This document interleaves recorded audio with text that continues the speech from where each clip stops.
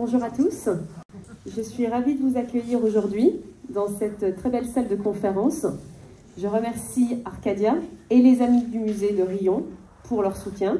Donc merci à tous, merci d'être venus donc en nombre pour assister à cette première conférence qui s'inscrit dans un cycle de conférences et de rencontres autour de l'exposition Gaïa, une œuvre monumentale qui est exposée actuellement au musée Mandé jusqu'au 20 mars 2022.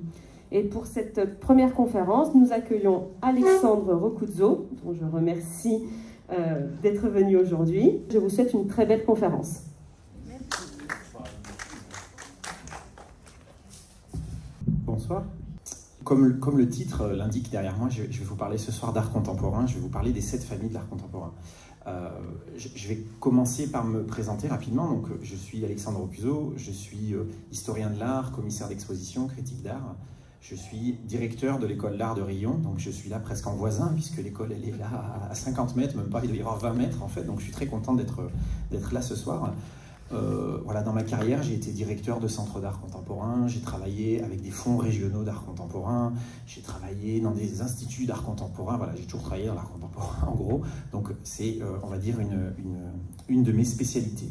Cette conférence que je vais vous présenter là a lieu donc, comme le disait Julie, dans le cadre d'un cycle de conférences qui est autour de l'exposition de Julien Salot qui est actuellement au musée Mandé. C'est cette exposition, une très belle exposition, je le dis vraiment franchement, c'est une exposition moi, qui me plaît beaucoup et c'est une exposition qu'on a de la chance d'avoir à Rio parce que c'est un artiste qui est rare. C'est un artiste qui est rare par son propos, c'est un artiste qui est rare par la façon qu'il a de travailler, et c'est aussi finalement un artiste aujourd'hui qui est rare dans le peu de propositions qu'il va faire. On a des artistes qui sont omniprésents, qui sont un petit peu partout. Ça ne veut pas dire que leur travail est forcément intéressant. Julien Salot, c'est quelqu'un qui est plutôt dans des interstices. Et voilà, je pense que c'est vraiment une chance qu'on a de l'avoir ici, et d'autant plus dans un musée avec voilà, ce dialogue avec les collections. Vous allez voir que je vais revenir sur le travail de Julien Salot à plusieurs reprises ce soir au cours de cet exposé. Je vais reculer un peu ça. Donc, je vais vous parler ce soir des 7 familles de l'art contemporain. Je vais donc vous parler d'une certaine manière d'art contemporain. Je vais vous parler d'art contemporain parce que cette conférence se fait dans le cadre de l'exposition de Julien Salot et que Julien Salot est un artiste contemporain. Bravo. Ne vous inquiétez pas, c'est pas si participatif que ça. Vous pouvez vous rendormir, il n'y a pas de souci, ça va bien se passer. Non mais voilà, on est avec un artiste contemporain, une expo d'art contemporain, donc voilà, je vous parle d'art contemporain et l'idée c'est ici d'avoir une sorte de petit point sur qu'est-ce que c'est que l'art contemporain, qu'est-ce que c'est que l'art d'aujourd'hui. Vous allez voir que c'est une conférence qui est très pédagogique, finalement assez simple. Et la notion du jeu des 7 familles me paraissait assez intéressante à ce sujet. Vous allez voir que j'ai défini 7 grandes familles, ou on va dire 7 sensibilités qui vont nous permettre de nous balader un petit peu entre certaines œuvres et certains artistes ou certaines artistes qu'on rencontre autour de nous aujourd'hui. Je voulais aussi vous parler ce soir d'art contemporain parce que je note, moi qui travaille dans une école d'art dans laquelle notre référentiel, on va dire, pédagogique est l'art contemporain, je note assez souvent que lorsqu'on parle d'art contemporain, il y a une grande incompréhension. C'est embêtant parce que l'art contemporain, c'est l'art de notre époque, et ne pas comprendre l'art de notre époque, d'une certaine manière, c'est passer à côté de certaines choses de notre époque. Et il y a aussi, donc, une incompréhension, mais il y a aussi beaucoup d'idées reçues sur l'art contemporain. Et les idées reçues, il me semble que c'est absolument terrible dans tous les domaines, mais ça l'est encore plus dans le domaine de la culture et encore plus dans le domaine de l'art visuel. Donc je dis, il y a des stéréotypes, il y a des sortes d'images d'Épinal qui nous viennent à l'esprit lorsqu'on parle d'art contemporain, et certaines de ces images sont si profondément ancrées dans la culture populaire, j'ai envie de dire, ou voilà, dans certains médias aujourd'hui, que ces stéréotypes nuisent réellement à cet art, alors que c'est un art qui est important, puisque c'est l'art de notre époque, comme je vous disais. On en pense ce qu'on veut de l'art contemporain, mais on ne peut pas nier qu'il est le reflet de notre époque.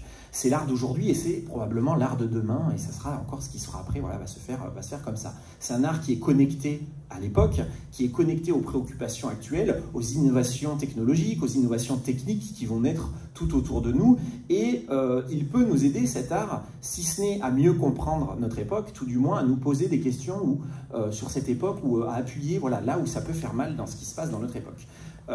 Moi, j'ai la sincère conviction que les œuvres d'art n'apportent jamais de réponse aux questions qu'elles posent, c'est-à-dire que les œuvres d'art posent des questions, mais elles n'apportent jamais une réponse nette et précise, mais elles nous amènent à nous poser ces questions et elles appuient, comme je disais juste avant, là où ça fait mal finalement. Voilà.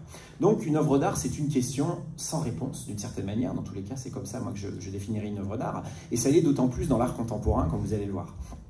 On est dans une époque aujourd'hui où on ne supporte pas de ne pas avoir de réponse à nos questions. On est dans une époque où si quelqu'un vous parle d'un chanteur, d'un résultat d'une équipe de foot, vous prenez votre téléphone, vous allez sur Internet, vous avez le résultat tout de suite. Si vous ne l'avez pas, généralement, notamment dans les jeunes générations, y compris la mienne, on est extrêmement frustré. Donc forcément, poser des questions et ne pas avoir de réponse, ou des gens qui vous posent des questions et qui ne vous aident absolument pas sur la réponse, c'est très frustrant. Mais c'est quelque chose, vous allez voir, qui a une certaine utilité malgré tout, un certain ralentissement comme ça de la recherche de réponses. Alors avant de me lancer dans les 7 familles, dans ce jeu des 7 familles, je vais faire avec vous voilà, un petit point historique sur ce qu'est l'art contemporain, un petit point historique, mais aussi un petit point technique, peut-être sémantique même, on va dire.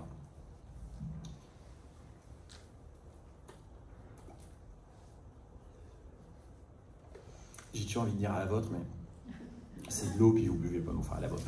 Alors, si on regarde dans un dictionnaire, là je vous ai pris une définition que j'ai trouvée dans mon dictionnaire Larousse, on trouve cette définition-là, art contemporain. Enfin, Larousse assez récent, je le précise, parce que dans les anciens Larousse, le terme n'existe pas. Le terme art contemporain désigne de façon générale et globale l'ensemble des œuvres produites de 1945 à nos jours, et ce, quel qu'en soit le style et la pratique esthétique. Dans cette classification périodique, l'art contemporain succède à l'art moderne. L'art moderne qui serait donc de 1850 à 1945.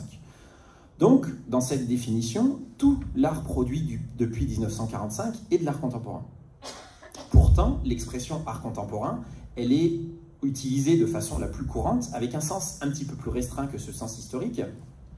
Elle est utilisée pour désigner des pratiques et pour désigner des esthétiques d'artistes qui revendiquent une avancée dans la progression historique de l'art, c'est-à-dire des artistes qui essayent de faire des nouvelles choses. Dès le départ, le terme contemporain, en français tout du moins, il y a un hiatus assez important et assez spécifique à cette utilisation du terme art contemporain, ou plutôt à l'accolade de contemporain à art. C'est pour ça que moi, très souvent, j'utilise art d'aujourd'hui. Vous allez me dire, ça ne change pas grand-chose, mais on sort déjà un petit peu de ça. Ce terme contemporain, il se divise en deux catégories. Historique, donc l'art depuis 1945, ou, comme le diraient la plupart des historiens de l'art, depuis 1960 plutôt, et un terme esthétique. C'est l'art qui va dans le sens d'un renouveau profond de l'art, et un art qui fait des expériences pour aller contre l'académisme d'une certaine façon. Donc, grâce ou à cause des deux portées de ce terme, on peut voir d'une certaine manière presque deux camps dans l'art contemporain, ou dans ce terme art contemporain. Et contemporain, tout artiste depuis 1960 ou depuis 1945, car c'est notre contemporain, on est tous ici contemporains, donc n'importe quelle personne qui est artiste aujourd'hui est artiste contemporain, puisqu'il est notre contemporain. C'est aussi bête que ça, d'une certaine manière. Et contemporain, uniquement l'artiste qui va dans le sens d'un progrès de l'art et dans le sens d'une évolution, voire d'une révolution de l'art. Donc on voit là qu'on a deux choses assez différentes, un terme vraiment historique et un terme plutôt stylistique, esthétique. Ce qui est important dans tout cela, il me semble, c'est la notion de progrès, c'est la notion d'évolution qui est liée finalement à la progression historique et à l'évolution des sociétés et des technologies. Progression historique de l'art, progression historique des sociétés. L'art n'est pas une chose figée, l'art est une discipline qui est en mouvement permanent, qui est toujours en train d'évoluer, toujours en train de se transformer. Ça va? Vous criez, hein, si vous aussi. Ah non! Alors, si donc on s'en tient à la définition classique et d'un point de vue historique, la période de l'art contemporain prend naissance en 1945, au début des années 60, donc avec, on va dire, l'avènement du pop art, avec Andy Warhol aux États-Unis, avec Fluxus, avec l'art vidéo, etc., etc. Et il met fin à ce qu'on appelle dans l'histoire de l'art, à la période moderne. Donc, est utilisé aussi de temps en temps deux termes un petit peu barbares pour parler de l'art contemporain, c'est l'art postmoderne, voire altermoderne, voire ultramoderne. Allez savoir ce que ça veut dire. Bon, je vous le dis parce que c'est des choses qu'on peut entendre de temps en temps. D'un point de vue esthétique, il y a quand même une révolution qui a été assez importante depuis les années 60, même depuis un petit peu avant, et c'est ce qui va nous intéresser ce soir. Je vais plutôt vous parler d'esthétique. L'art moderne, donc l'art qui précède l'art contemporain, aurait subi, selon Clement Greenberg, qui est un historien de l'art américain assez célèbre, un choc absolu avec l'invention de la photographie et du cinéma ensuite. D'une certaine manière, on peut dire que le rôle de l'art ou le rôle des artistes depuis les débuts de l'humanité est de maîtriser des techniques qui sont aptes à rendre une œuvre d'art le plus fidèle possible à la réalité. C'est-à-dire qu'est considéré bon dessinateur quelqu'un qui dessine bien. On lui met un sujet, on lui met une bouteille d'eau, il dessine une très belle bouteille d'eau. Si moi qui ne sais pas dessiner, je vous fais un carré un peu pourri, tout ça, vous allez dire non, toi tu n'es pas un bon artiste, lui c'est un bon artiste. Et considérer un bon sculpteur quelqu'un qui, à travers des formes, sait reproduire la réalité. Sauf que la photographie va sonner le glas de cette conception de l'œuvre d'art comme représentation la plus fidèle possible de la réalité, puisque aucun peintre, aucun dessinateur, aucun sculpteur, même si la photographie n'est pas encore vraiment en 3 dimensions, quoique maintenant avec l'impression 3D on y vient, aucun de ces artistes ne pourra rendre plus fidèlement la réalité qu'une photographie. Voilà. La photographie, c'est réellement la technologie ultime pour ça. Et le cinéma encore plus, et maintenant la 3D encore plus. Donc la photographie, au 19e siècle, signe une sorte de fin de l'art tel qu'on la conçoit depuis des millénaires. Alors évidemment, ça ne concerne pas tous les artistes, il y a des artistes qui continuent à le faire. On est d'accord qu'un dessin d'une personne ne sera jamais équivalent à une photo d'une personne, on a des choses très différentes, mais dans l'idée de reproduction de la réalité, on a un paradigme qui change un petit peu.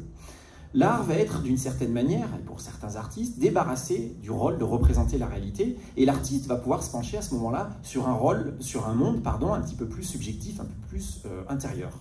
Donc on a des artistes qui vont commencer à laisser exprimer leur pathos, qui vont commencer à laisser exprimer leur vision du monde, leur sensibilité, leur prise de position, et ils vont avoir des questionnements qui vont prendre le pas sur la technique. C'est-à-dire que l'art ne va plus être un objet, mais va à certains moments devenir carrément un concept. C'est-à-dire que la notion va être plus importante que l'œuvre d'art terminée. Tout ce qui est autour de l'œuvre d'art va être plus importante que l'objet fini. Ça n'arrive pas tout de suite, hein, c'est une réelle évolution, une réelle révolution.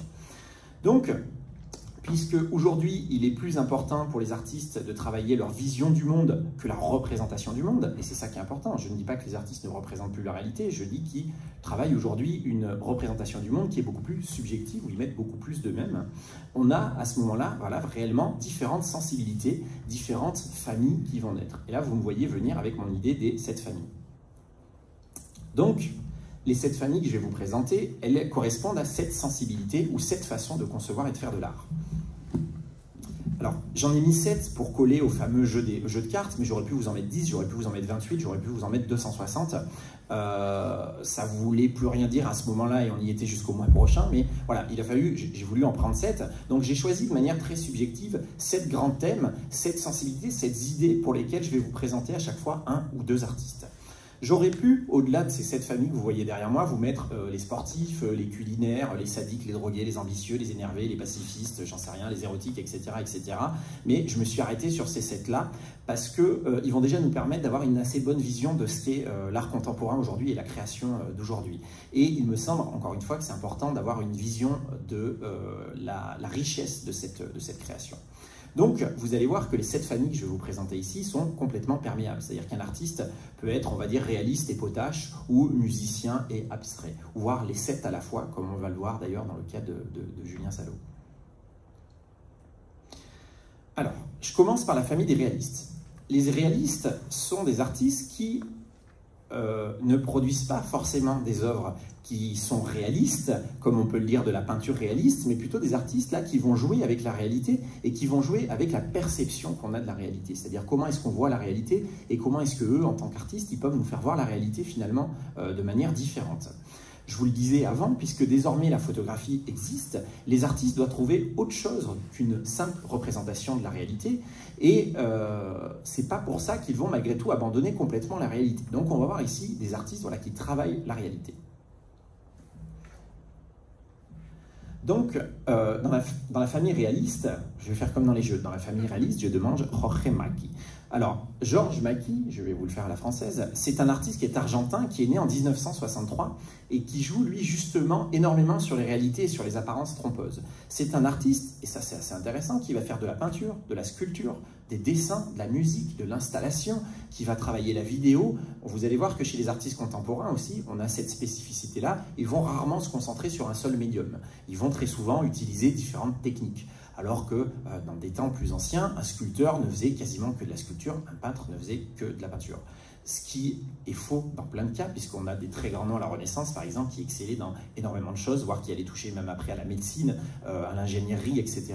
Mais les artistes plus classiques, et peut-être ceux qui étaient un peu moins géniaux que ceux-là, allaient réellement se contenter d'une seule technique. Donc, Maki, comme beaucoup d'artistes aujourd'hui, il travaille énormément de techniques. Là, on est sur une installation qui va jouer avec nos sens. Alors je dis que c'est une installation parce que je ne peux pas vraiment vous dire que c'est une sculpture, je ne peux pas vous dire que c'est une peinture, je ne peux pas vous dire que c'est une image. On est sur quelque chose qui est fait avec une petite lumière, vous le voyez, qui est accrochée au mur avec des ampoules, et une sorte de papier peint comme ça qui est tamponné au mur. Alors, on le voit un petit peu mieux ici. En fait, c'est une installation où l'artiste a récupéré donc une espèce d'applique, comme on peut en trouver dans certains hôtels, et il a repris, il a fait faire un espèce d'énorme tampon comme ça, d'un motif de papier peint, et en fait, il visse l'applique au mur, et ensuite, avec de l'encre, il va venir tamponner les motifs autour pour faire un papier peint, et va rajouter un peu de blanc à chaque fois, de manière à ce que ça s'estompe. Donc, on est réellement, vous voyez ici, sur une sorte de trompe-l'œil. Et ce qui est assez intéressant, c'est qu'on est ici face à une applique qui habituellement donne la lumière, et si on était dans le noir, dans la pénombre, dans une vraie chambre d'hôtel, vous allumeriez, effectivement, vous auriez uniquement cet halo de lumière comme ça autour de la lampe, sauf que là, c'est du blanc qui vient autour, c'est pas la pénombre. Donc vous voyez, on est sur un jeu qui est un petit peu différent. Alors, Maki, c'est un artiste qui aime énormément travailler avec cette notion de lumière, avec cette notion un petit peu de trompe-l'œil. Je vous présente ici une œuvre qui date de 2016, qui s'intitule assez justement La Nuit des musées, qui a été réalisée d'ailleurs pour la Nuit des musées, il me semble que c'était pour un musée à Madrid, je ne me souviens plus exactement lequel. Et un petit peu comme l'œuvre qu'on a vue avant, vous voyez qu'il a fait tisser un tapis avec des motifs comme s'ils étaient éclairés uniquement par certains endroits, et il a fait descendre des spots du plafond du musée comme s'il s'était écrasé à ces endroits et qu'il n'éclairait que cet endroit-là. Vous voyez, on est dans une sorte d'inverse de la pénombre, c'est-à-dire qu'on a des lampes éteintes, écrasées, qui ne fonctionnent plus, qui révèlent un motif alors que normalement, il devrait ne pas le révéler. Ça donne ça avec plus près.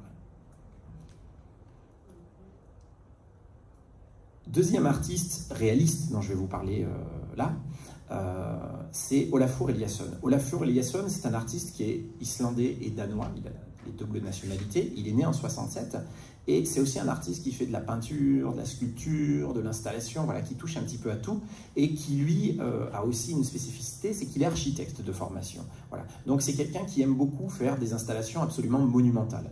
Alors c'est quelque chose qu'on retrouve assez souvent dans l'art contemporain, pas tout le temps, mais très souvent, on a des artistes qui aiment faire des très grandes choses, des choses assez impressionnantes. Ici, on a une installation qui a été faite dans un musée en Suède, où l'artiste a voulu créer un paysage, c'est-à-dire qu'il s'intéressait à la notion de paysage, comme peuvent le faire des peintres, voilà, on peint des paysages, et lui s'est dit que si une photo d'un paysage est toujours mieux qu'un dessin de paysage, ce qu'il fallait qu'il fasse en tant qu'artiste, c'était créer un vrai paysage dans le musée plutôt que de montrer une photo ou de faire un dessin ou de faire une peinture. Donc il a décidé de recréer réellement un paysage dans l'exposition. Il a fait venir des tonnes et des tonnes de terre, de sable, de gravillon, etc. C'est des roches qui ont été ramenées d'Islande. Il a fait couler un petit cours d'eau et vous pouviez donc dans ces salles vous balader dans ce paysage comme si vous étiez réellement dans un espèce de petit bout de nature. C'est assez intéressant parce que généralement nature et culture ne font pas vraiment bon ménage, notamment dans les musées. On trouve rarement des plantes vertes, on trouve rarement des animaux, on fait plutôt la chasse à ces choses-là. Voilà. Et là, tout d'un coup, on a un artiste voilà, qui nous amène de la terre, qui nous amène de l'eau, etc. Un petit bout de nature dans un musée. Deuxième œuvre de cet artiste. Ici, on a une deuxième installation. Là, encore une fois, je parle d'installation parce que je ne sais pas comment est-ce qu'on peut qualifier avec des termes traditionnels cette œuvre-là. Ici, c'est une installation qui a été faite en 2003 dans la Turbine Hall de la Tate Modern à Londres, donc de cet espace d'exposition à Londres. Donc, c'est une ancienne usine dans laquelle on fabriquait des turbines pour les bateaux, il me semble, pour les bateaux qui traversaient le Pacifique. Donc c'est un espace qui est énorme et qui tous les ans, tous les étés est donné à un artiste contemporain pour qu'il fasse une exposition, qu'il fasse une installation. Et Olafur Eliasson, il s'est dit, tiens, c'est à Londres, à Londres il fait mauvais, il y a de la pollution, il fait gris, les gens ne voient jamais de coucher de soleil. Lui, c'est quelqu'un qui aime beaucoup la nature, qui aime beaucoup les couchers de soleil. Il s'est dit, je vais recréer un coucher de soleil artificiel. Et donc, il a fait construire à l'aide d'ingénieurs, parce que les artistes contemporains, c'est aussi des artistes qui ne travaillent pas forcément eux-mêmes la matière, mais qui font ce qu'on appelle dans le cinéma par exemple de la post-production, c'est-à-dire qu'ils vont faire appel à des artisans, ils vont faire appel à d'autres personnes pour les aider à construire leur œuvre. Il a fait construire une espèce d'immense lampe qui faisait 15 mètres de diamètre et qui, avec des miroirs au plafond et une machine à fumer, donnait une sorte d'effet de coucher de soleil permanent dans la turbine hall.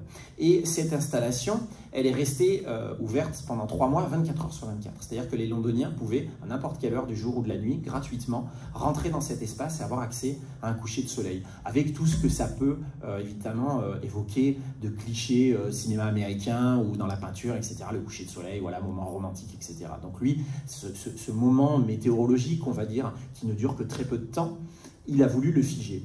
Et quand il parlait de cette exposition, il parlait énormément des impressionnistes. Vous connaissez tous les impressionnistes. Les impressionnistes avaient une fascination pour les effets de lumière, pour les phénomènes météorologiques et pour le fait de représenter des impressions. Voilà, impression soleil levant, impression soleil couchant. On en est là avec cette œuvre-là.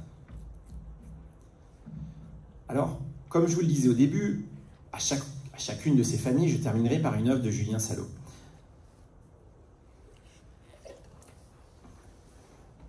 La photo est un peu floue, mais...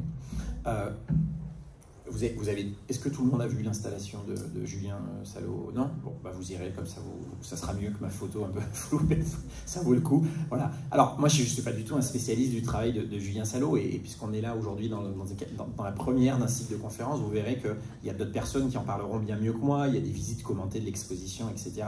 Voilà. Mais puisque je vous avais dit que ces 7 familles, finalement, étaient subjectives et perméables, je voulais vous montrer qu'un artiste, le même artiste, pouvait finalement entrer dans toutes les catégories, alors tout ou presque, comme on va le voir. Donc, je vous montre ici cette installation qu'on retrouve au musée Mandé, parce que comment est-ce qu'on peut faire plus réaliste d'une certaine manière que l'installation de Julien Salot qui est actuellement au musée Mandé? C'est une œuvre réaliste. Quand je dis œuvre réaliste ou artiste réaliste, c'est pas forcément quelqu'un qui fait de la peinture d'un paysage. Voilà, on est d'une certaine manière ici dans un paysage, mais on est encore dans autre chose. Et c'est réaliste puisqu'on y voit des éléments connus dans cette installation, on y voit des éléments reconnaissables du monde qui nous entoure, même du monde très proche, puisqu'on y voit la ville de Rion, on y voit des animaux, on y voit des symboles, etc. Donc le travail de Julien Salot, on peut dire, tout du moins celui-ci, est hautement réaliste. C'est pas pour ça qu'il est classique. Donc vous voyez, on a des artistes qui travaillent malgré tout avec des éléments du passé, mais qui font avancer cette chose un petit peu étonnante qui est là. Voilà. Il ne faut pas confondre dans cette famille-là le réalisme avec le classicisme. On est sur quelque chose d'assez différent. Deuxième famille, les abstraits. Les abstraits, tout comme les réalistes, c'est pas forcément des peintres. Hein. C'est pas parce que les réalistes n'étaient pas des peintres réalistes, les abstraits c'est pas forcément des peintres abstraits, mais c'est vraiment des personnes qui jouent avec des choses qui sont, on va dire, par essence irreprésentables ou invisibles. La vraie définition de l'abstraction, c'est ça, c'est réussir à montrer des choses d'une certaine manière qui sont invisibles ou qui n'ont pas d'existence réelle, qui ont une existence abstraite.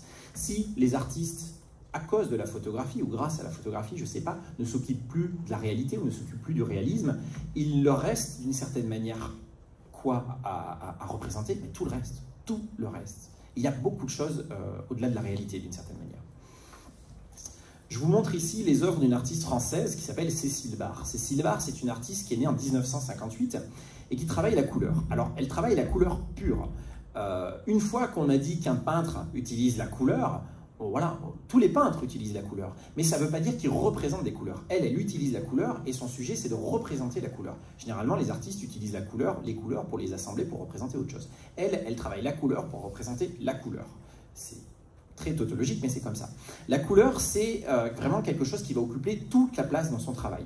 Cécile Barre, c'est une peintre qui est abstraite et qui a une technique assez particulière de faire des œuvres qui réside dans les matériaux qu'elle utilise. Elle utilise une toile tergale. Le tergale, c'est une sorte de voile transparent, un petit peu comme une moustiquaire très fine, qu'elle va enduire de peinture et essuyer à plusieurs reprises jusqu'à obtenir la densité de la couleur qu'elle veut. C'est-à-dire qu'elle va tendre une toile de tergale sur un châssis en bois ou en aluminium, elle va mettre de la peinture, elle va essuyer, elle va en remettre, elle va essuyer. Il y a tout un travail comme ça, très manuel, très artisanal, qui est fait pour réussir à obtenir ces effets-là. Les toiles, ensuite, elles vont être accroché au mur, pourquoi pas, ça va devenir un monochrome. Il y a toute une histoire du monochrome dans la peinture moderne et dans la peinture contemporaine. Ou alors elles vont être posées au sol, parce que ce ne sont pas que des peintures, ce sont aussi des objets qui peuvent être des installations, qui peuvent être quasiment des sculptures, encore une fois, où elles vont être suspendues de diverses manières et assemblées ou juxtaposées pour obtenir d'autres couleurs. Quand vous vous baladez dans une exposition de Cécile Barre, et là, malheureusement, il va falloir que vous me croyiez sur parole, parce qu'on n'en a pas là, et ce que je vous montre, c'est une diapositive, donc bien évidemment, c'est jamais aussi bien que l'œuvre en vrai, mais on est vraiment, l'œil est attrapé par la couleur de ces toiles. Ça donne quelque chose de très vibrant, de très étonnant, et c'est toujours transparent. C'est-à-dire qu'elle arrive à faire des monochromes, mais qui sont transparents. Parce que peindre, vous avez tous probablement des murs de couleur chez vous, même un mur blanc, voilà, c'est intense, on a un blanc intense, mais on ne voit pas à travers. Là, tout son travail, c'est de faire quelque chose, une couleur, de faire vibrer une couleur, mais de réussir à voir à travers. Et elle va jouer avec ces couleurs. Quand on se balade dans une exposition de Cécile Barre, on se balade dans la couleur, on se balade dans le rouge, on se balade dans le vert, on se balade dans le jaune. C'est de la peinture abstraite, mais c'est un vrai travail sur la polychromie, et c'est une succession de monochromes finalement qui donne une sorte de polychromie. C'est vraiment un jeu sculptural. Elle expose énormément dans des lieux plutôt patrimoniaux, dans des chapelles, dans des couvents, dans des choses comme ça, parce que ça colorise d'une certaine manière ce qu'on a autour de nous aussi, ces œuvres, et ça c'est assez intéressant. Elle a aussi beaucoup travaillé dans des musées, et ces sortes de peintures écran peuvent servir à encadrer d'autres œuvres, comme ici vous voyez des sculptures. Elle appelle ces peintures, non pas des peintures, mais des protocoles, puisque une même œuvre peut être accrochée au mur, posée au sol, mise avec une autre œuvre, etc. Donc c'est vraiment comme un jeu de cartes, pour en revenir un petit peu à la métaphore du jeu des 7 familles. Voilà. Donc c'est une artiste qui ne travaille pas avec la réalité dans ses œuvres, mais qui d'une certaine manière, elle transforme ou elle altère la réalité avec ses œuvres. Voilà, elle colorise des choses, elle nous fait voir l'espace autour de nous un petit peu différemment. Donc c'est abstrait, mais c'est d'une certaine manière extrêmement réaliste aussi. Voilà. Elle représente du rouge, elle représente du bleu, elle représente du vert. Je vous montre ici une deuxième artiste dans cette catégorie, dans cette famille des abstraits. Je vous montre Yayoi Kusama. Yayoi Kusama, c'est une artiste japonaise qui est née en 1929. C'est une artiste qui, vers l'âge de 10 ans, commence à souffrir d'un trouble psychiatrique qui va lui amener une altération de la vision et qui va lui faire avoir des hallucinations. Une des hallucinations les plus récurrentes qu'elle a, c'est de voir des points absolument partout. C'est-à-dire que son cerveau est fait de telle manière, elle a une maladie psychiatrique qui fait qu'elle voit des points, absolument partout. Et elle va se mettre, très jeune, à produire des peintures, des photos, des performances, des vêtements avec des points. Puisqu'elle voit les points, elle se dit, il n'y a pas de raison qu'il n'y ait que moi qui les vois, il faut que tout le monde les voit. Et donc elle va se mettre à faire des points, à faire des points, à faire des points. Je rappelle qu'elle est née en 1929. Elle commence à faire ses premiers tableaux, ses premières peintures à l'âge de 10 ans. Donc on est en 39, on est dans le Japon pendant la guerre, après il y a les années 40, etc. C'est une femme, ce qui est dans la société occidentale déjà une femme artiste à cette époque, il y en a encore très peu, et au Japon encore moins. Donc il y a un côté extrêmement révolutionnaire dans son travail, d'autant plus qu'elle est malade, elle est réellement malade psychiatriquement.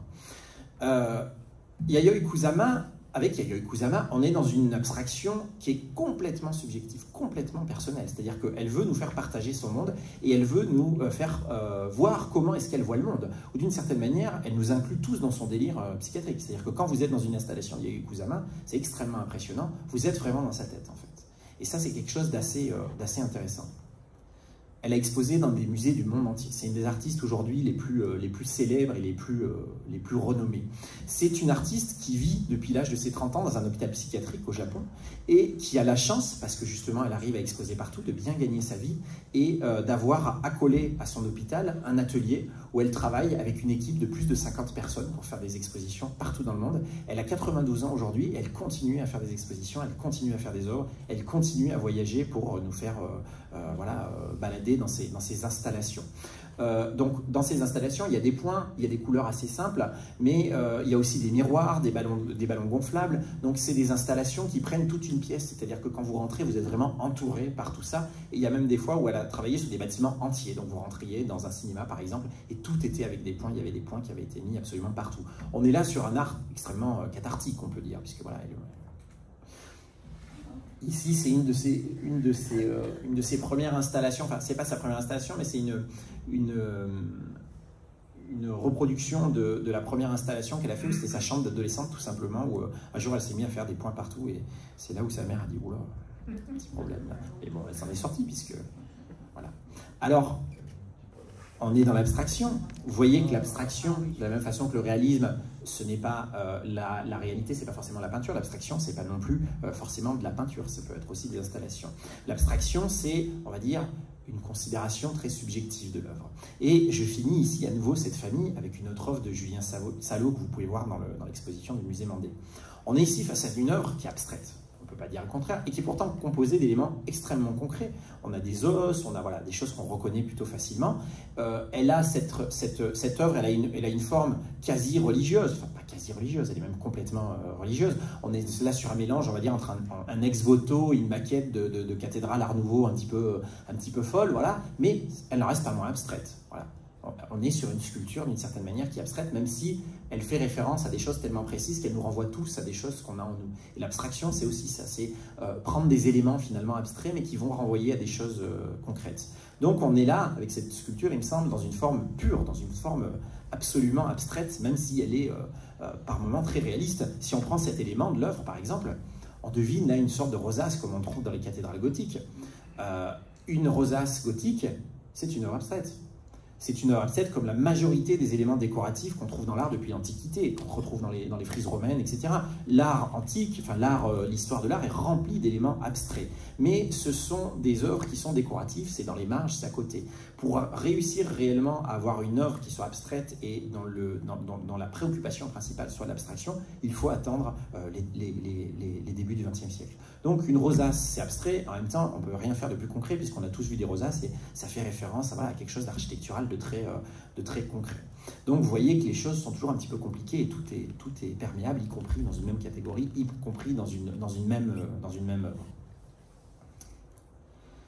Alors, troisième famille, les conceptuels. Les conceptuels, on est ici encore avec un autre type d'artiste. On est avec des artistes pour qui le concept ou l'idée est plus importante, ou en tout cas plus importante que l'œuvre, ou en tout cas prépondérante par rapport à la réalisation de l'œuvre, par rapport à l'œuvre finie. Ce sont des artistes qui sont souvent assez proches de la philosophie. On peut dire que c'est des artistes qui travaillent plutôt dans le domaine des idées, de la même manière que les sculpteurs travaillent les matériaux, la terre, le marbre, etc., que les peintres travaillent la peinture, les artistes conceptuels travaillent les idées, travaillent les concepts. Ça ne veut pas dire qu'ils ne produisent rien, qu'ils ne sont que assis dans leur atelier comme ça à réfléchir, mais ça ne veut pas dire non plus qu'ils ne font qu'avoir des idées, bien au contraire, mais souvent chez eux, réellement, l'idée, le concept va orienter leur travail de manière extrêmement radicale, c'est-à-dire que ça va donner des œuvres finies qui sont assez sèches, assez radicales. Alors, c'est le cas ici avec un artiste japonais qui s'appelle Onkawara. Onkawara, un artiste né en 1933, qui, d'une certaine manière, va réaliser toute sa vie la même peinture dans l'optique de montrer le passage du temps et de montrer la fuite du temps. Onkawara, c'est quelqu'un qui apprend les beaux-arts à l'université, voilà, qui est un très bon peintre, un très bon dessinateur, et qui, à partir du 4 janvier 1966, va se lancer dans une série qui va l'occuper tout le reste de sa vie, qui va s'appeler les Date Paintings, donc c'est les peintures de date, et qui va s'achever uniquement le 10 juillet 2014, jour de la mort de l'artiste. Donc du 4 janvier 1966 au 10 juillet 2014, l'artiste va réaliser, d'une certaine manière, va continuer une série et va prolonger une idée qu'il a eue ce jour-là en disant « Tiens, je pourrais faire ça », et il a fait toute sa vie jusqu'à la mort. Cette idée, ces Date Paintings, ça consiste uniquement dans la date à laquelle la peinture a été exécutée, dans un simple lettrage de blanc sur un fond uni. Voilà. C'est-à-dire que Kawara, c'est quelqu'un qui va toute sa vie, qui va voyager et qui va peindre la date du jour où il fait la peinture. C'est-à-dire qu'on est le 4 janvier 1966, il va peindre 4 janvier 1966 sur une toile, et il va faire ça toute sa vie. Et comme il voyage énormément, il peint à chaque fois la date avec les conventions grammaticales du pays dans lequel la peinture est exécutée. Vous savez que les Américains, nous par exemple, on est le 25/9/2021. Moi j'ai une montre qui doit être américaine, ou je sais pas. Moi sur ma montre c'est marqué 21/9/25. Voilà, vous voyez, ils font à l'envers. Dans d'autres pays, en Afrique, dans d'autres pays en Asie, les dates sont mises de façon différente. Mais il va toujours peindre la date du jour. Il va peindre cette date à la main, sans pochoir. Chaque peinture va nécessiter entre 4 et 9 heures de travail. Et tous les jours où il va penser avoir le temps de faire une peinture, comme j'ai envie de dire un travailleur quelconque, Onkawara va se mettre à travailler, va se mettre à peindre du jour. Si à minuit pile, la peinture n'est pas terminée, il la détruit immédiatement. Ce qui explique que de janvier 66 à juillet 2014, il n'y a pas il y a pas 360 fois je ne sais pas combien d'années, il y en a un petit peu moins, même s'il en a fait quasiment tous les jours de sa vie, parce qu'il y a des jours où il n'avait pas le temps, parce qu'il a été opéré par exemple, où il était malade, où il avait un rendez-vous, il était dans un avion, il ne pouvait pas le faire. Mais il va réellement voilà, produire comme ça. Alors, il y a même des jours où, pour les formats les plus petits, puisque à chaque fois, c'est un lettrage blanc sur un fond où les couleurs divergent, on ne sait pas trop pourquoi, des fois on a des formats un petit peu différents, et les formats les plus petits, des fois il a le temps d'en faire 2 par jour. Donc on a certaines toiles qui existent en double. Donc de janvier 64 à juillet 2014, ça fait 50 ans, Onkawara a peint un peu plus de 3000 toiles, avec la date du jour dessus, dans environ 120 villes différentes du monde. Et il s'est créé comme ça une sorte de calendrier extrêmement personnel. Extrêmement personnel et en même temps complètement universel, puisque voilà, les jours sont les mêmes pour tout le monde. Et quand elles ne sont pas exposées, ces toiles, elles sont stockées dans des boîtes en carton, qui sont faites sur mesure, le jour même aussi, et qui sont à l'intérieur bordées d'une coupure du journal local de la ville où il se trouve, dans la langue du pays, etc., pour pouvoir donc montrer voilà, où il est à ce moment-là, et surtout qu'il porte la date du jour même. Donc on a voilà, le 20 mai 1981, on a un journal... je vais prendre l'autre, ça va être plus simple. Donc, 79 décembre 77, voilà, il était probablement à New York et on a un journal du 29 décembre 1977. Certaines fois, les boîtes sont exposées en même temps que les peintures. Je vous montre à quoi ressemble une exposition d'Onkawara. Ici, c'est une exposition qui a été faite au Guggenheim à New York. Je ne sais pas si vous voyez ce bâtiment, le Guggenheim à New York, c'est ce musée un petit peu... extraordinaire qu'on trouve là-bas, où en fait vous marchez sur une rampe pour monter dans les étages, vous partez d'en bas.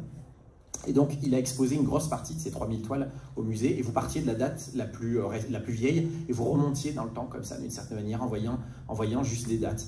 Alors c'est, encore une fois, son travail, une sorte d'immense calendrier. Il y a très peu d'effets dans son travail, il n'y a quasiment rien, même si, voilà, manuellement c'est compliqué de faire ça, mais enfin il en a fait énormément. Mais quand on connaît le dispositif de création, quand on connaît l'engagement personnel de l'artiste à faire ça toute sa vie, voilà, c'est quelque chose qui est finalement assez impressionnant, et c'est quelque chose qui d'une certaine manière est très poétique. Alors, évidemment, pour rester sur le concept du temps et sur l'idée de concept, de conceptualisme, d'artiste conceptuel, voilà, dans la famille des conceptuels, on peut, comme Onkawara, donc signifier et symboliser le temps, le passage du temps, on va dire, par des dates quotidiennes qui sont visibles, hein, on les voit bien, et voilà, il y a un effet vertigineux par la masse, ou on peut, comme Roman Opalka, travailler le temps par l'épuisement programmé d'une peinture. Opalka, c'est un artiste qui est franco-polonais, qui est né, lui, en 1931, et qui, à partir de 1965, donc il a à peu près le même âge qu'Onkawara, il a à peu près la même révélation au même moment, décide de se consacrer uniquement à une peinture qui est formée d'une suite de chiffres, donc il commence par la chiffre 1, et son idée était d'aller jusqu'à l'infini, peint en blanc sur un fond noir. Les toiles sont absolument toutes du même format, et quand il a terminé une toile, donc il commence en tout petit, en haut à gauche, 1, 2, 3, 4, 5, etc. Il passe à la toile suivante, donc il finit par 10 774, il recommence une deuxième toile par 10 775, sauf que dans la première où le fond était composé à 100% de noir, il va rajouter 1% de blanc.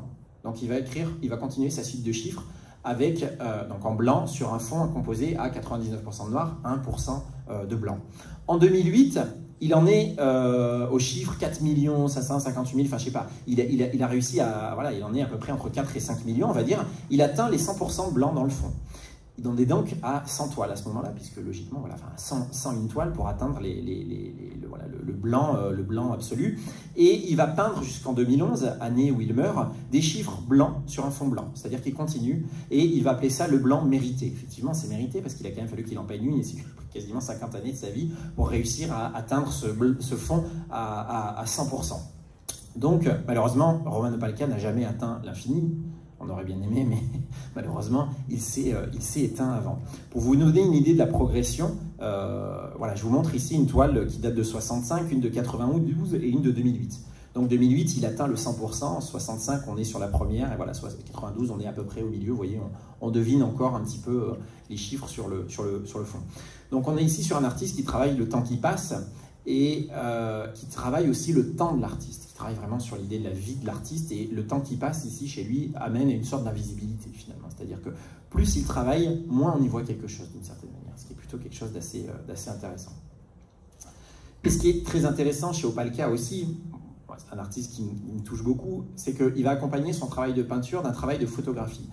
Tous les jours où il fait une séance de peinture, il va, à la fin de cette séance, se prendre en photo dans son atelier de manière très précise, où il a vissé un tabouret dans le sol, il a vissé un appareil photo pour ne pas que ça bouge. Il va se prendre en photo, toujours dans la même position, avec une chemise blanche sur un fond blanc. Et il va faire ça pendant 50 ans. Voilà, il y a quasiment 200, 300 photos par an. Et on voit à travers l'année que comme ces chiffres dans le blanc se confondent de plus en plus avec le fond de la toile, il va lui-même se confondre de plus en plus avec le fond de ses photos, puisque ses cheveux deviennent blancs, son teint commence à devenir de plus en plus pâle, et il finit finalement par disparaître dans ce blanc. Alors, je vous montre ça parce que on a souvent tendance à penser que les artistes conceptuels, ou que la famille conceptuelle, comme je les appelle là, voilà, c'est quelque chose d'assez sec, d'assez dur, d'assez autoritaire. Là, je trouve qu'il y a quelque chose de très humain et de très touchant dans le travail de Roman Opalka. Alors, en ce qui concerne Julien Salot, ici, pour terminer cette famille, on peut dire que le vaisselier lunaire qui est exposé au musée Mandé est une œuvre conceptuelle. C'est une œuvre qui reprend les motifs qu'on a retrouvés, qui ont été retrouvés par des archéologues sur un os dit os de l'abri Blanchard. C'est un petit bout d'os de renne qui est vieux de 33 000 ans et qui a fait dire aux archéo-astronomes, ça existe, c'est un vrai métier, archéo-astronome, donc c'est des gens qui travaillent l'astronomie, enfin voilà, l'archéologie de l'astronomie. Donc les archéo-astronomes ont dit que ces petits signes très abstraits là qu'on trouve sur cet os représentaient en fait la course de la Lune dans le ciel sur un des cycles de la Lune. Donc d'une certaine manière, on est ici sur le plus vieux calendrier lunaire qu'on a dans l'histoire, qu'on a retrouvé dans l'histoire de l'humanité, ce qui nous prouve aussi qu'il y a 33 000 ans déjà, les hommes avaient un calendrier lunaire et suivaient les cycles de la Lune, ce qui est assez intéressant. Le vaisselier qui fait Julien Salot reprend le motif de la course de la Lune, donc on voit le fond, et les assiettes, les motifs qu'on retrouve sur les assiettes reprennent certains des motifs qu'on retrouve gravés sur l'os. Alors je me permets de dire là que cette œuvre est conceptuelle parce que d'une certaine manière elle précède d'une idée qui va dépasser le simple côté visuel de l'œuvre. On n'est pas juste sur une œuvre, on est sur quelque chose qui est un petit peu plus large, parce que certes c'est une œuvre, mais c'est aussi un calendrier d'une certaine manière. Et les assiettes sont utilisables, c'est-à-dire que c'est un vrai vaisselier, donc c'est aussi un objet de design. Donc on est sur quelque chose là d'assez global. On a vraiment plutôt une idée de dire tiens, voilà cet os, la course de la Lune, etc. Et finalement si on faisait une œuvre qui puisse aussi être utilisée, etc. Il y a aussi énormément de considérations écologiques et d'éco-responsabilité dans tout ça. Donc voilà, cette œuvre, elle est un petit peu tout ça, et elle est aussi d'une certaine manière une œuvre conceptuelle. Et je voulais vous montrer celle-là parce qu'elle est aussi liée bien entendu à la relation du temps, calendrier lunaire, comme l'était Roman Opalka ou comme l'était Onkawara, et comme j'ai beaucoup de chance, c'est aussi du noir et blanc, donc ça se mettait dans une espèce de filiation comme ça, je trouvais assez belle. Quatrième famille, les utopistes. Dans la famille utopiste, j'ai voulu vous parler d'artistes qui travaillent non pas à des utopies politiques ou à des utopies historiques, mais plutôt des artistes qui, dans leur pratique, intègrent des façons de faire qui sont un petit peu différentes, qui sont un petit peu détonnantes, et qui travaillent finalement une sorte d'utopie de l'absurde, de poésie de l'absurde. Alors pour pas qu'on en ait jusqu'à 22 h, là je vais vous montrer qu'un seul artiste ici, parce que sinon on va y être jusqu'à ce soir. Alors cet artiste que je voulais vous montrer, il s'appelle Francis Alice. Francis Alice, c'est un artiste belge qui est né en 1959. C'est un artiste qui vit et qui travaille au Mexique depuis des années et qui a un mot d'ordre assez intéressant dans son travail qui est « effort maximum pour effet minimum ». C'est pas mal, hein, on voit quand même assez peu ça aujourd'hui. C'est un artiste de la déception, j'ai envie de dire, Francis Alice. C'est quelque chose d'assez intéressant aussi, ça, la déception dans l'art. C'est un artiste qui joue avec l'absurdité de certaines situations. Ici, je vous montre une œuvre qu'il a faite donc en 2002 qui s'appelait « Quand la foi déplace des montagnes ». Il a demandé à des centaines de volontaires dans un désert du Mexique, à côté de la ville de Mexico, de venir avec une pelle et de bouger une montagne. Vous savez, c'est cette fameuse expression, on va déplacer une montagne. Lui, il a réellement déplacé une montagne d'environ 1 cm. C'est-à-dire que des centaines de personnes ont pris leur pelle, ils ont jeté le sable un peu plus haut, ils ont fait un pas, ils ont rejeté le sable un peu plus haut, etc. Alors certes, la montagne elle-même n'a pas bougé, mais il y a tout un bout de cette montagne qui a été déplacé quasiment d'1 centimètre, on pourrait dire d'une certaine manière. C'est pas une montagne, c'est une dune de sable, mais elle faisait 500 mètres de long, donc il y avait vraiment, je ne sais plus combien de centaines de personnes, mais c'était quelque chose d'assez énorme.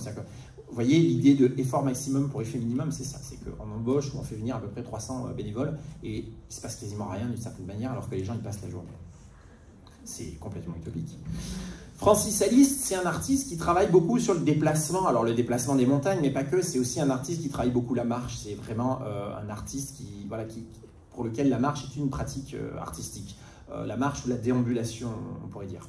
Ici, dans une œuvre qu'il réalise en 1997, qui s'appelle Paradox of Praxis, qui est le paradoxe de la pratique en français, c'est une œuvre qui est sous-titrée « Parfois, faire quelque chose ne mène à rien ». C'est une deuxième chose, je vous invite à le noter aussi, c'est quand même pas mal.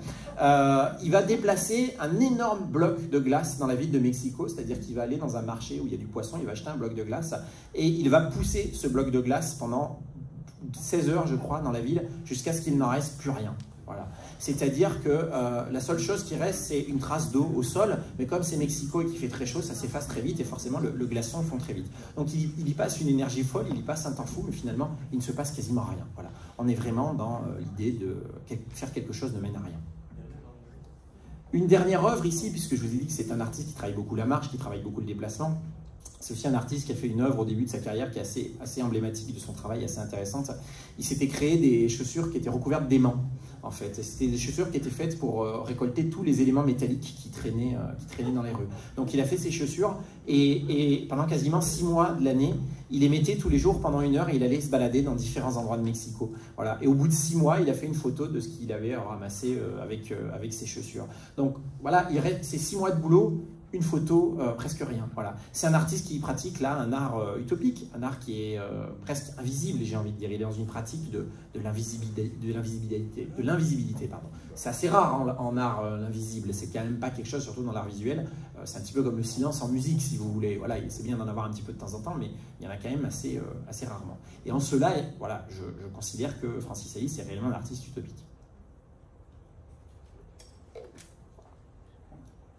Alors, évidemment, comment ne pas penser à l'utopie quand on voit le travail de Julien Salot? Je vous ai mis ici une œuvre, qui n'est pas une œuvre qui est au musée, mais parce que finalement, toutes ces œuvres, d'une certaine manière, touchent à l'utopie.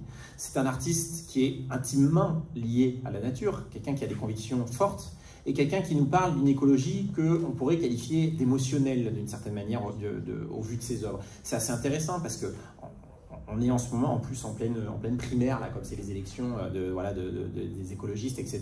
L'idée d'une écologie émotionnelle, l'idée de l'émotion dans l'écologie, elle est assez peu invoquée aujourd'hui et je trouve que c'est assez dommage.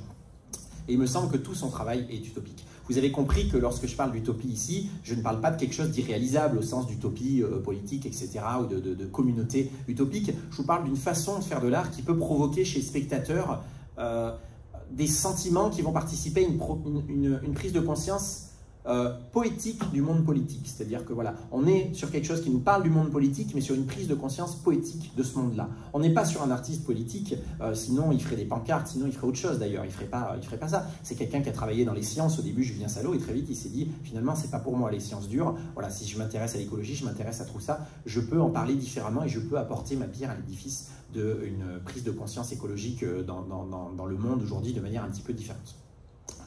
Alors, c'est que mon avis, mais si je devais choisir une seule famille pour Julien Salot, ça serait celle-là. Moi, je le mettrais dans cette famille-là. Après, comme je vous ai dit, il y en a plein d'autres, donc on pourrait les mettre dans d'autres, mais bon. 5e famille, les intimistes. Les intimistes, c'est des artistes qui travaillent avec l'intime, évidemment, soit avec leur intimité à eux, avec eux-mêmes, soit avec l'intimité d'autres personnes, ou au plus près d'autres personnes. Dans tous les cas, c'est des artistes qui travaillent en rapport direct avec d'autres personnes et au rapport d'eux-mêmes ou d'autres personnes avec les spectateurs. Je vous montre ici un premier exemple. Je vous montre Sophie Calle. Sophie Calle, c'est une artiste française qui est née en 1953. C'est une artiste qui travaille sur la fiction et qui travaille sur l'autofiction, même on pourrait dire, à travers des narrations. C'est une artiste qui produit énormément de livres, donc voilà, elle écrit énormément. Elle travaille par projet, c'est-à-dire qu'à chaque fois elle a un projet, elle ne fait que celui-là, ou par rituel, comme elle les appelle. Elle préfère appeler ça des rituels. Le premier travail qu'elle fait, son premier travail d'artiste, c'est un rituel qui s'appelle les dormeurs. C'est un rituel qui date de 1979. Elle arrive à Paris après une dizaine, elle est parisienne, mais elle va, au début de sa vie, elle va énormément voyager dans le monde. Pendant quasiment 10 ans, elle va être à tous les coins du monde.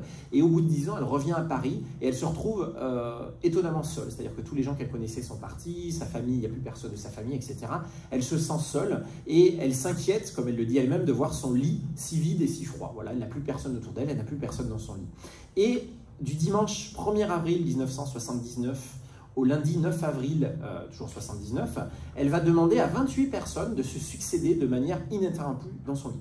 C'est-à-dire qu'elle va aller chercher des gens dans la rue, elle va appeler les gens en disant « Voilà, est-ce que tu veux venir dans mon lit ?» Elle n'y est pas, elle en reste à l'extérieur, mais est-ce que tu veux dormir dans mon lit? Et elle va photographier ces gens, elle va les interroger sur leur sommeil, elle va les laisser dormir, elle va les prendre en photo en train de dormir, elle va les filmer, mais elle va aussi leur faire des sortes de petites interviews, elle va écrire des choses, elle va écrire comment ils se comportent, etc. Elle va tenir une sorte de carnet intime du sommeil de personnes qu'elle connaît, parce qu'elle invite quand même quelques personnes qu'elle connaît, mais aussi d'inconnus absolus qu'elle va rencontrer dans la rue. On va on va retrouver dans cette série, on va retrouver sa mère qui va venir dormir dans son lit. On va retrouver l'apprenti boulanger qui est en bas de sa rue. Voilà, il y a une boulangerie, donc elle lui demande de venir. On va retrouver la nounou de la fille de sa voisine. Et on va aussi retrouver le jeune acteur Fabrice Lucchini qu'elle rencontre complètement par hasard dans la rue et qui est absolument inconnu par l'époque. Elle va lui dire « Tiens, voilà, je suis artiste, est-ce que tu veux venir dormir dans mon lit ?» Lui, plutôt, oui, bien sûr, c'est plutôt dans son style. Voilà. En 81, un deuxième rituel ici, elle se fait embaucher comme femme de ménage, dans un hôtel à Venise. Elle se fait embaucher comme femme de ménage parce qu'elle veut photographier les chambres vides et les détails de ce que laissent les gens dans leur chambre d'hôtel lorsqu'ils ne sont pas là, lorsqu'ils sont en train de se balader dans Venise. Alors, on est là à mi-chemin entre voyeurisme, on va dire enquête d'investigation et un petit peu sociologie d'une certaine manière, mais son idée, c'est vraiment d'essayer de mieux connaître et de mieux comprendre ces étrangers à travers ce qu'ils laissent dans leur chambre sans jamais les rencontrer. C'est-à-dire qu'elle ne sait pas qui c'est, mais vraiment, elle va essayer de deviner qui sont ces gens, etc. Donc, elle fait des photos, elle fouille, etc. Et lorsque c'est présenté dans des expositions, l'œuvre en elle-même est une série d'images qui sont accompagnées de textes sur ce qu'elle pense pouvoir comprendre et pouvoir savoir des occupants des chambres et de leur vie. Voilà. Donc, comme je vous le disais, le texte est assez important chez elle. Généralement, on peut dire que c'est une photographe, mais comme elle travaille beaucoup le livre, il y a très souvent du texte autour de tout ça. D'ailleurs, au début de sa carrière, elle va faire plutôt des expositions. Elle va de plus en plus, par la suite, travailler réellement des livres. Aujourd'hui, vous allez dans à peu près n'importe quelle librairie au rayon d'art, vous trouvez des livres de Sophie Calle. Il y en a des très beaux. Et c'est vrai que le livre est une représentation matérielle parfaite de ce qu'elle appelle ses rituels. Une dernière œuvre de Sophie Calle, elle va, comme je vous le disais, voilà, développer un travail qui finalement est à mi-chemin entre le témoignage, entre l'enquête d'investigation, voire le voyeurisme, entre la littérature, entre la photographie. Elle va se créer réellement une sorte de mythologie personnelle. Et cette mythologie personnelle, elle est très souvent basée sur la notion de manque. Donc le manque de personnes dans son lit, le manque de connaissances ou de personnes à qui elle peut parler autour d'elle pour les dormeurs, le manque d'informations sur les personnes qui occupent les chambres dont elle fait le ménage à Venise, ou alors le manque tout simplement de la faculté de voir, le manque de vision, lorsqu'en 86, elle interroge des personnes qui sont nées aveugles sur leur conception de la notion de beauté. Voilà. C'est-à-dire qu'on va voir les œuvres représentent à chaque fois un triptyque où on a un portrait de la personne, une transcription écrite de leur notion de beauté et une photo de ce qu'ils trouvent beau. On a par exemple ici une des personnes qui disent « Les poissons me fascinent, je suis incapable de dire pourquoi, ça ne fait pas de bruit, c'est nul, ça n'a aucun intérêt pour moi ». C'est vrai qu'un aquarium pour un aveugle, c'est pas forcément quelque chose qui est le plus courant. Voilà. Cette personne qui est aveugle décide que pour lui, la beauté, c'est les poissons. Voilà. Et il essaye de décrire comme ça, Sophie Calle, les poissons, et pourquoi est-ce que pour lui, les poissons sont synonymes de beauté. Voilà, donc vous voyez, on est vraiment sur une artiste qui travaille sur des choses assez intimes. Alors, comme pour la catégorie d'avant, je vous montre qu'une artiste, parce que sinon ça va durer des temps, mais... Donc, Sophie Calle, voilà, elle est dans un travail de l'intime, dans un travail de relation, de son intime à elle, de relation aux autres. Mais l'intime, chez les artistes, il est d'une certaine manière présent depuis la nuit des temps. La plupart du temps, d'ailleurs, l'intime, il est présent il est là sous la forme de la présence de l'artiste dans les œuvres. Quand quelqu'un fait un portrait, quand un artiste fait un portrait, c'est intime. Il y a une relation intime avec la personne dont on fait le portrait. Lorsque j'étais ce matin au vernissage de la Triennale de l'Estampe à Chamalières, où il y a des très beaux autoportraits de Rembrandt, on ne peut pas faire beaucoup plus intime qu'un autoportrait. Voilà. Un autoportrait, on fait la chose et on se représente soi-même. Voilà. Si on songe aux traces de main qu'on retrouve dans les peintures rupestres à la préhistoire, c'est extrêmement intime aussi. On a la main de quelqu'un qui est là, qui est présente. Et l'intime, on le retrouve bien évidemment aussi chez Julien Salot, justement par la présence assez récurrente, il me semble, mais il faudrait voir de sa propre figure dans les œuvres. C'est un artiste qui, comme je le disais tout à l'heure, nous parle assez souvent des rapports entre l'homme et la nature, mais qui nous parle surtout de son rapport à lui, de son lien personnel qu'il a avec la nature, et notamment de son lien personnel qu'il a avec la nature en tant qu'artiste. C'est ça qui est intéressant. Et c'est donc assez naturellement qu'on retrouve finalement, comme ici on le voit au musée Mandé, un moulage du buste de l'artiste sur l'œuvre qui s'appelle le cerf fort. Cette œuvre qui est à mi-chemin, voilà, entre un cerf, un centaure. On a ce personnage là qui tient un corps de chasse, qui est le corps de l'Alali, qui est le corps de la mort imminente. Et c'est une œuvre ici qui nous parle finalement de la fragilité de l'animal, de la fragilité de la nature bien entendu, mais de la fragilité de l'artiste et de la fragilité du statut de l'artiste qui est aussi évidemment plus que précaire. Donc on est là sur une sorte d'autoportrait qui n'en est pas totalement un, mais voilà, il y a une partie intime de Julien Salot dans cette œuvre. C'est presque fini. Je voulais vous parler en sixième d'une famille ici qui navigue entre l'art et la musique. C'est des artistes pour qui on peut écouter une œuvre d'art et regarder de la musique. Je prends pour exemple le cas du Suisse Christian Marclay. Christian Marclay, c'est un artiste qui est né en 1955 et qui est réellement ici la figure de proue de l'artiste qui va mélanger l'art et la musique. Pour rester dans le thème de la famille, de cette famille, on peut dire que Christian Marclay, c'est un peu le grand-père des artistes musiciens. Alors l'oncle, on va dire, parce qu'il n'est pas si vieux que ça d'une certaine manière, mais voilà. Marclay, c'est un artiste qui travaille toujours les rapports entre l'image et le son, et comment certaines images portent en elles-mêmes du son. Comment certaines choses, tout de suite, nous font penser à du son. C'est quand même très fort, et c'est le cas des pochettes de vinyle. Les pochettes de vinyle les plus connues, dès qu'on voit l'image de la pochette de vinyle, on a tout de suite le son en tête. Tout de suite, on se dit « Ah oui, tac », on pense à ça.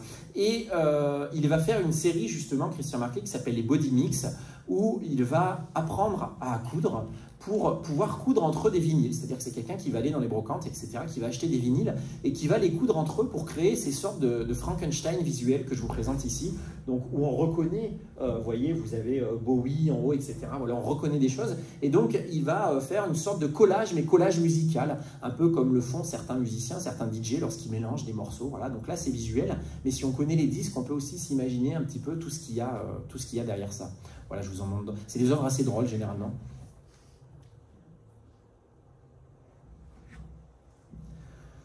C'est aussi quelqu'un qui va réellement travailler alors qui va travailler la pochette de vinyle, mais qui va travailler le vinyle aussi. C'est quelqu'un qui va s'amuser à découper des vinyles et à le recoller ensemble. Donc on est un petit peu sur la même idée qu'avant, on est sur l'idée un peu du Frankenstein, comme je vous disais, sauf que lui, il va aussi être musicien et il va se servir de ces vinyles, donc il va les jouer. C'est un artiste qui va créer des œuvres visuelles, qui va créer des œuvres sonores réellement, et ces vinyles, ils peuvent être aussi bien exposés au mur dans un musée que joués lors d'une performance de l'artiste. Et toute sa vie, comme ça, Marclay va réellement travailler les rapports entre le son à travers différents médiums. Il va faire toute une série aussi d'instruments de musique absolument impossibles à jouer, avec une guitare molle, par exemple. Voilà, on est plutôt habitué aux montres molles. La guitare molle, c'est pas beaucoup plus pratique que les montres.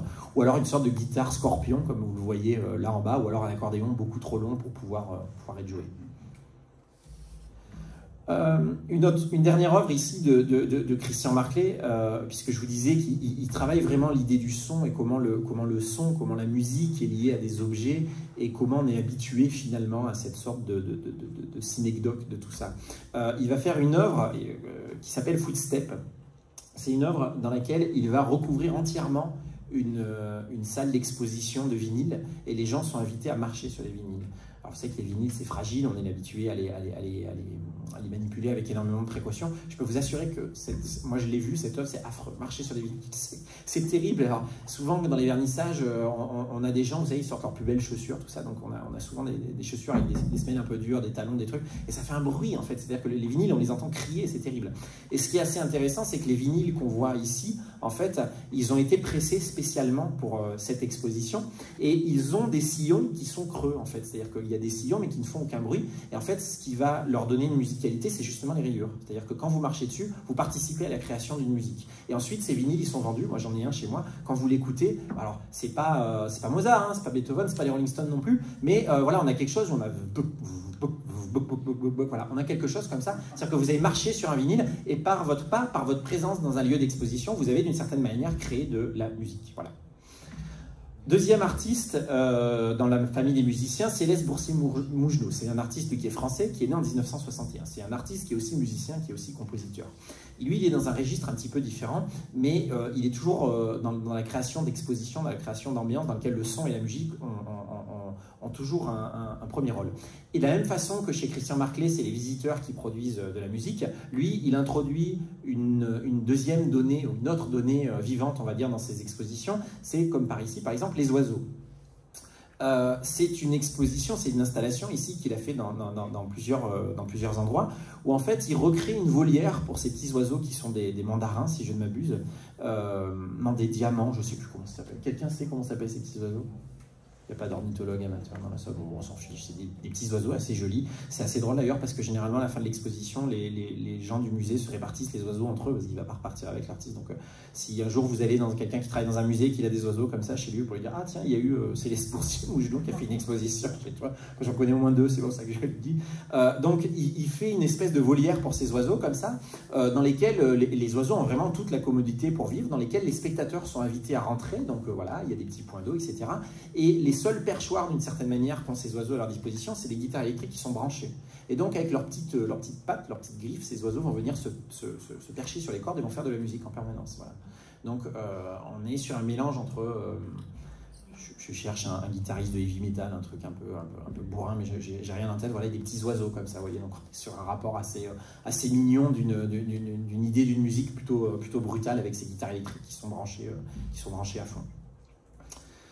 Une deuxième œuvre ici de Céleste Boursier-Mougenot, c'est une piscine qu'il a créée dans laquelle il vient faire flotter des bols en céramique qui sont construits exprès et qui sont branchés sur des petits micros en fait. Et il y a un très léger courant dans l'eau et quand vous rentrez dans une pièce, très souvent c'est présenté, là c'était présenté dans un pavillon, donc la pièce avait été construite pour ça, vous aviez juste ces petits bols qui venaient s'entrechoquer comme ça, gling, gling, et c'était sonorisé dans tout le lieu d'exposition. Et ça faisait une espèce de musique absolument incroyable, alors qu'il n'y avait absolument aucun musicien, puisque c'est juste le courant de l'eau qui fait ce son-là. De la même façon qu'avant, on n'a pas de musicien, c'est les oiseaux. Alors les oiseaux, voilà, chantent, les oiseaux ont des mélodies, mais ils ne sont pas très habitués à faire de la guitare électrique. Donc voilà pour ces artistes musiciens. Alors je dois vous avouer que là, j'ai pas vraiment trouvé d'aspect musical dans Julien Salot. Alors il y en a peut-être, mais voilà, encore une fois, moi je suis pas spécialiste de son travail, donc voilà, j'ai pu rater quelque chose à ce sujet, mais j'allais pas mettre un truc sans rien, donc forcément, je vous ai remis le cerf-fort. Il a quand même un corps, d'une certaine manière. Voilà, c'est un instrument de musique. Bon, c'est un peu facile, je l'avoue, mais enfin, voilà, on peut pas être... voilà. Alors, dernière famille, les potaches. Les potaches, c'est des artistes qui travaillent ou qui travaillent le rire ou qui tout du moins utilisent le rire et utilisent des effets comiques dans leurs œuvres. Toutes leurs œuvres ou tout leur travail n'est pas forcément comique, ils n'utilisent pas tout le temps le rire, c'est pas des artistes clowns, il y en a qui sont très sérieux, il y a des artistes qui ne font quasiment que ça, il y a des artistes qui ont des effets comiques à certains moments et qui n'en ont pas à d'autres, bien évidemment. Par exemple, Christian Marclay, les body mix, c'est assez drôle, les instruments mous, c'est assez drôle, les footsteps, ça l'est peut-être un petit peu moins, voilà, donc... on est ici sur quelque chose d'assez complexe parce que je peux vous assurer que c'est pas facile de faire rire avec une œuvre d'art ou avec un processus artistique. Il y a quelques années, c'était en 2013 je crois, j'ai fait une exposition moi, en Bretagne qui s'appelait Le Rire, qui était une exposition sur justement le rire dans l'art contemporain et des artistes qui faisaient rire. C'est une exposition qui avait lieu sur une quinzaine de lieux et qui réunissait, je sais plus, il y avait 30 artistes je crois, et c'est une exposition que j'ai fait en co-commissariat avec un ami, où un soir on s'est dit tiens, t'as déjà rigolé? Je lui ai dit tiens, t'as déjà rigolé dans une expo, vraiment rigolé franchement, arriver devant une œuvre et se poiler, parce qu'il m'expliquait qu'il avait été voir, je sais plus quelle œuvre, et qu'il avait pleuré, il avait vu une œuvre qui l'avait fait pleurer. Moi, je dis c'est bien, moi aussi ça m'est déjà arrivé, mais est-ce que t'as déjà vu une œuvre qui te faisait rigoler?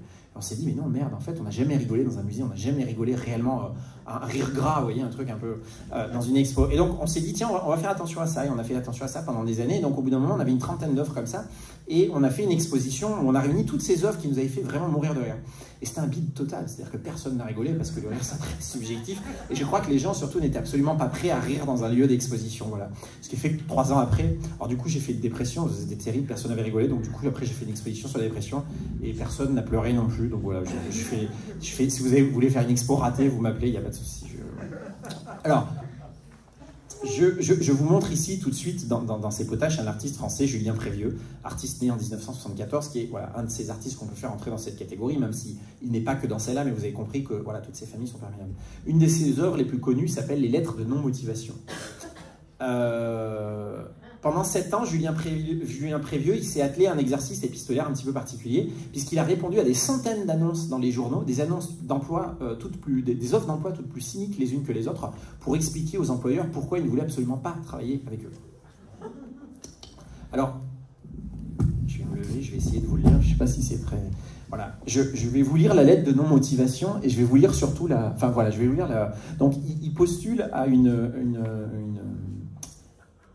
annonce de la société Benedicta, voilà, numéro 2 sur les marchés français des sauces froides, mayonnaise, sauce de variété, sauce crudité, etc., qui recherche un chef de secteur dans la région parisienne. Voilà, il faut avoir 25-35 ans, bac plus 2, oui, parce que la mayonnaise, c'est pas simple, hein, donc il faut quand même mieux avoir le bac, etc. Expérience réussie dans le commerce, salaire fixe, voilà, frais, machin, etc. Donc, Julien Prévieux décide de répondre par une lettre, de dire « Je ne suis pas intéressé à cette œuvre ». Voilà ce qu'il écrit. Donc, « Madame, Monsieur, je vous écris suite à votre proposition de poste de chef de secteur paru dans le journal Le Marché du Travail ». Déjà, il y a un journal qui s'appelle Le Marché du Travail, vraiment, c'est effrayant.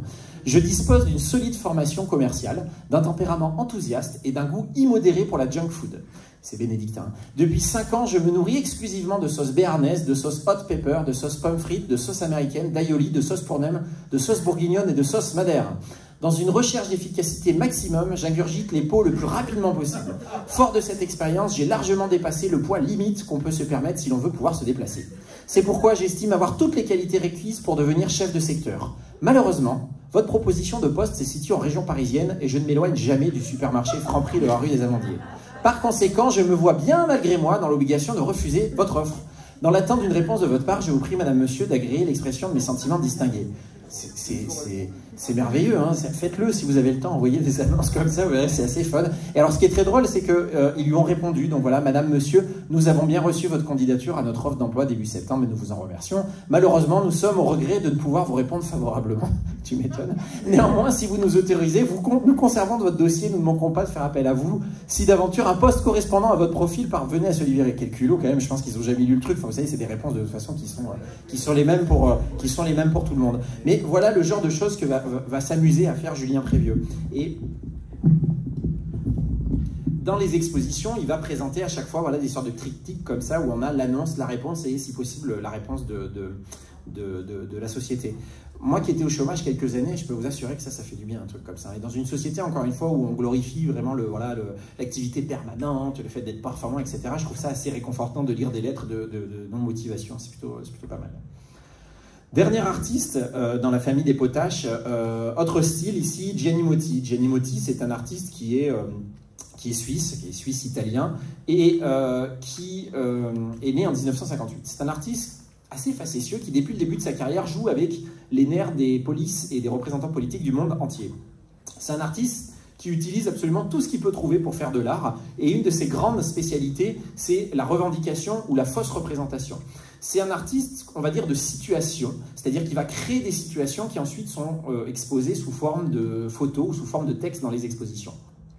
Une de ses toutes premières œuvres est réalisée en 1986. En 1986, la navette spatiale américaine Challenger, qui part vers la Lune, décolle avec des personnes à son bord et explose.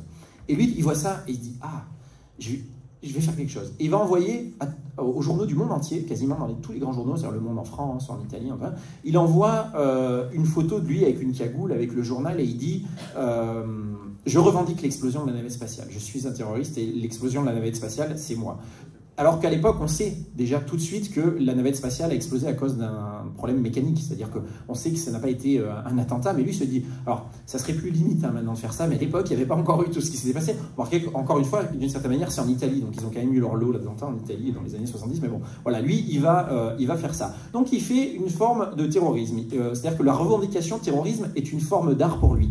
Et il va développer, après quelque chose peut-être un peu plus raffiné, il va développer un terrorisme de l'absurde parce qu'il va revendiquer des années 80 au début des années 2000 tous les tremblements de terre qui vont avoir lieu dans le monde. C'est-à-dire qu'à chaque fois qu'il y a un tremblement de terre, il envoie une photo de lui avec un panneau et il dit « Je revendique le tremblement de terre survenu, nanana, nanana, etc. » C'est complètement absurde, je vais dire c'est complètement con, mais ça marche assez bien parce que ces revendications sont relayées par énormément de médias parce que les gens se disent mais c'est qui ce fou qui revendique les tremblements de terre? Donc à chaque fois il y a un petit article en disant voilà, truc un peu rigolo, on a reçu quelque chose de quelqu'un qui... Voilà, et ça, il passe dans Le Monde, en France, etc., dans des journaux très sérieux, etc. Et tout le monde le fait passer pour un fou, mais on ne sait pas que c'est un artiste, on ne connaît pas son nom, voilà, on sait juste qu'il a à peu près tout le temps la même tête, on se dit tiens, il y a un mec qui revendique des choses. Voilà, donc c'est un terroriste artistique ou un artiste de la revendication du terrorisme absurde. En 1996, Gianni Motti va profiter d'une sorte de faille juridique dans la législation suisse, qui, je vous le dis tout de suite, a été corrigée depuis, pour se faire délivrer un diplôme de médecin psychiatre français. C'est-à-dire qu'il va payer quelqu'un, en gros, qui va lui délivrer un diplôme de médecin russe qui est validé par une faculté en Suisse et qui lui permet d'exercer uniquement en France. Et il est invité à ce moment-là à exposer dans un musée à Grenoble, enfin dans un musée dans le Magasin, qui est le Centre d'art contemporain de Grenoble, qui est un endroit, un ancien magasin construit par Gustave Eiffel, voilà, qui a été ramené à Grenoble, qui est un truc absolument gigantesque. Je sais plus, c'est une halle de 3500 mètres carrés, quelque chose comme ça. Et en fait, on l'invite à exposer. Et lui, il va créer dans ces 3500 mètres carrés une toute petite cahute, enfin un petit truc en placo comme ça, au milieu, en plaque de plâtre. Il va se créer un cabinet de médecin, en fait, donc quelque chose de 20 mètres carrés, dans lequel il y a une salle d'attente devant, et c'est marqué Gianni Motti, docteur en psychiatrie, etc. Rendez-vous, et puis c'est les horaires du centre d'art. Et donc les gens viennent, ils s'assoient dans la salle d'attente, et puis lui, il reçoit les gens. Donc voilà, vous rentrez un par un, il vous reçoit, bonjour, docteur Gianni Motti, installez-vous, qu'est-ce qui vous arrive? Et vous dites, ah ben voilà, je suis pas bien, tout ça. Il dit, pas de souci, je vous fais un arrêt maladie. Tac, arrêt maladie. Une autre personne rentre, pas de souci, je vous fais un arrêt maladie. Et donc il délivre des arrêts maladie à la demande, comme ça. Et en 3 mois, il délivre plus de 3500 arrêts maladie. La ville de Grenoble ne s'en s'est jamais remis. Non, mais il paraît réellement qu'il y a eu à cette époque-là une vraie baisse de la productivité de la ville dans les usines de la ville de Grenoble, etc. C'est-à-dire que les gens vont se dire, ah ben tiens, tu sais, il y a un artiste un peu fou là au centre d'art, tu y vas, puis il te fait un arrêt maladie, tu lui dis n'importe quoi, il te fait un arrêt maladie comme ça, voilà. C'est l'expo qui a le plus marché dans l'histoire du centre d'art. C'est quand même un centre d'art contemporain, c'est-à-dire que si vous avez 10 personnes par jour, vous êtes content, quoi. Là, il y avait des queues à l'extérieur et tout, c'était extraordinaire, quoi. Et voilà, c'est quand même un truc, c'est plutôt très fort. Pour finir avec cette dernière famille, je finis avec une, bon, non pas une d'ailleurs, mais 2 œuvres de Julien Salot. Alors là, voilà, comment est-ce qu'on ne peut pas voir d'humour finalement dans ce sanglier soleil, là, cette espèce de trophée de chasse très rural d'une certaine manière, qui est sublimé ici par des plumes, ou dans ce très beau cavalion de l'Apocalypse où le roi des animaux est soudainement paré d'atours que ne refuserait pas le plus grand des drag queens. Voilà, il y a quelque chose d'assez intéressant là-dedans. Alors évidemment, vous avez compris que Julien Salot, c'est pas un artiste qui est uniquement potache, mais c'est pas un artiste qui est uniquement abstrait non plus. C'est pas un artiste qui est totalement réaliste. C'est pas un artiste il est conceptuel que par moments et intimiste à d'autres, mais il est dans tous les cas résolument contemporain, dans le sens où il expérimente des nouvelles façons de faire de l'art, des nouvelles façons, des nouveaux matériaux, pardon, et des sujets qui sont là pour le coup résolument contemporains. Donc s'il y a bien une chose qu'on peut dire, c'est que Julien Salot est un artiste contemporain. Comme je vous le disais au début, donc je vous ai montré ces 7 familles-là, mais j'aurais pu vous en montrer beaucoup d'autres, voilà, plus, ou en tout cas 7 autres complètement différentes, mais je voulais vous montrer de manière finalement assez rapide la grande diversité des approches des artistes d'aujourd'hui envers ce qu'est l'art aujourd'hui, ou ce qu'est une œuvre d'art en 2021. Donc des installations, de l'installation monumentale même de Julien Salot, on peut dire au musée Mandé, voilà, aux instruments impossibles de Christian Marquet, en passant par le coucher de soleil permanent de la Forêt-Léation, là, on a vu réellement que la création contemporaine, aujourd'hui, ou ces 20, ces 30 dernières années, elle est extrêmement riche, elle est réellement touche à tout, que les artistes finalement ne s'interdisent rien et essayent des choses. Et en ça, ils sont contemporains. Dans la deuxième acception du terme dont je vous parlais tout à l'heure, on n'est pas tellement dans l'idée qu'ils sont contemporains parce qu'ils font des œuvres en 2021, mais ils sont contemporains parce qu'ils vont dans le sens d'une évolution de l'art. Je vous laisse, après ça, imaginer vos propres 7 familles de l'art contemporain, vos propres 700 familles de l'art contemporain, si vous voulez. Vous en mettez autant que vous voulez. Vous pouvez piocher dans la constellation d'artistes comme ça que vous connaissez, ou dans tous ceux que vous allez découvrir dans les temps à venir. Mais vous verrez que c'est un exercice assez rigolo à faire comme ça, de faire cette famille. Alors ça marche aussi pour les artistes anciens, hein, ça marche à toutes les époques. D'une certaine manière, tous les artistes ont été contemporains à un moment donné, et l'évolution de l'art, elle est permanente. C'est pas quelque chose de maintenant. C'est juste qu'aujourd'hui, les choses se sont accélérées depuis l'invention de la photographie. Mais voilà, l'art contemporain aujourd'hui, c'est l'art de notre époque, et c'est un art qui, comme vous le voyez, nous parle de notre époque à travers ici les lettres de non-motivation, à travers les progrès technologiques, etc. etc. Donc, je vous remercie d'être venu, et ben, si vous avez des questions, je peux essayer d'y répondre éventuellement. Si c'est pas bon. Oui. Dans quelle catégorie classerait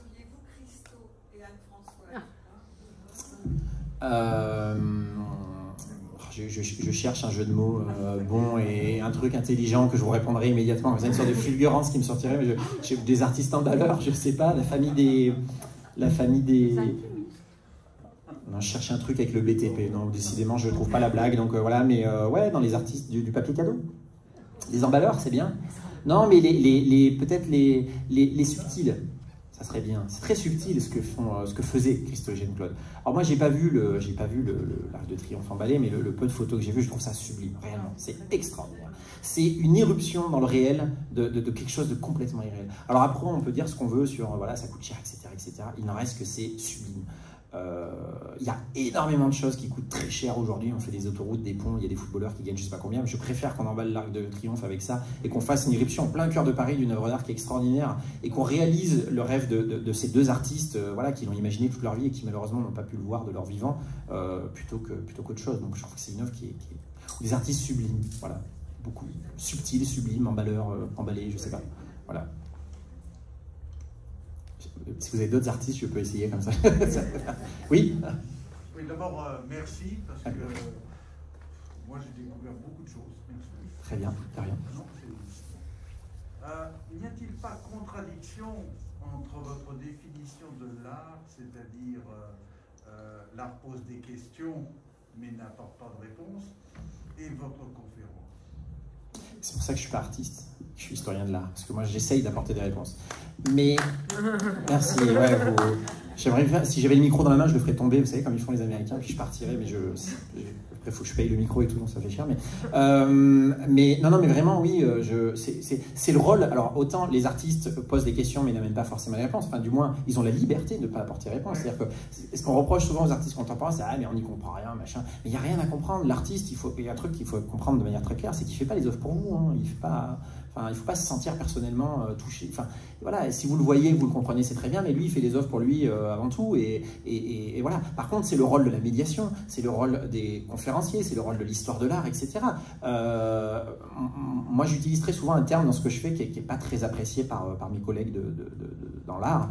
Je parle de vulgarisation. Moi, je considère que je fais de la vulgarisation de l'art. Voilà. On parle souvent de médiation, mais la médiation, c'est une forme de vulgarisation. C'est quelque chose qui ne gêne pas du tout dans les milieux scientifiques. On parle toujours de vulgarisation, ça passe très bien. Dans les musées, dans les milieux d'art contemporain, si vous dites vulgarisation, c'est un peu plus dur, mais il faut que ça soit accessible à tous. Et il y a quand même une chance dans l'art contemporain, dans quasiment tout l'art, mais encore plus dans l'art contemporain. Moi, je bondis souvent quand j'entends que l'art contemporain est élitiste, parce que l'art contemporain, généralement, les lieux sont gratuits. Parce que sinon, personne n'y va, en fait. Donc, forcément, c'est gratuit, vous n'allez pas payer.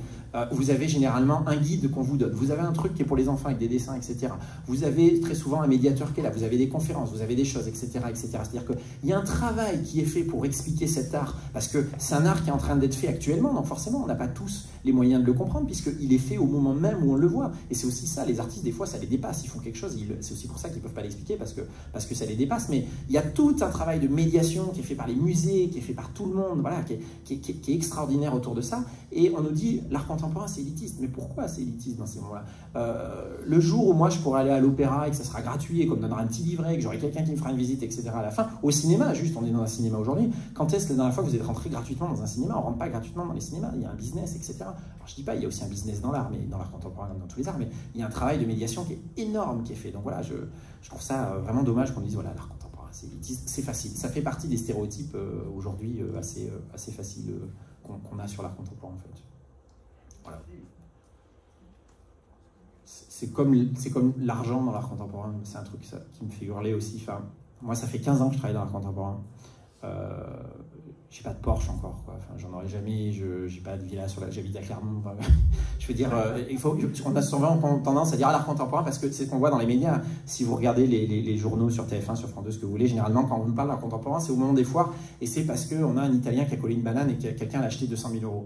Alors déjà, je tiens à dire que le problème là, c'est pas l'artiste, hein, c'est la personne qui achète, c'est quelqu'un qui est capable de foutre 200 000 € dans une banane. Je veux dire, c'est son problème. Et l'artiste, il joue là-dessus et l'artiste se dit, il y aura bien quelqu'un qui sera assez con, pardonnez-moi l'expression, pour acheter ça 200 000 €. Par contre, c'est très bien. Son œuvre, elle est là. Elle n'est pas dans la banane. Elle est dans le fait que quelqu'un se dise, mais oui, je le connais, c'est un artiste génial, j'achète. Voilà. Bon. Mais ça, c'est 0,001% des artistes. Je peux vous assurer que les artistes autour de nous, enfin, je dis, on connaît beaucoup ici, elle pourrait vous en parler, ils galèrent. C'est très dur d'être artiste aujourd'hui. C'est un statut qui est extrêmement compliqué. Vous cotisez pas pour la retraite.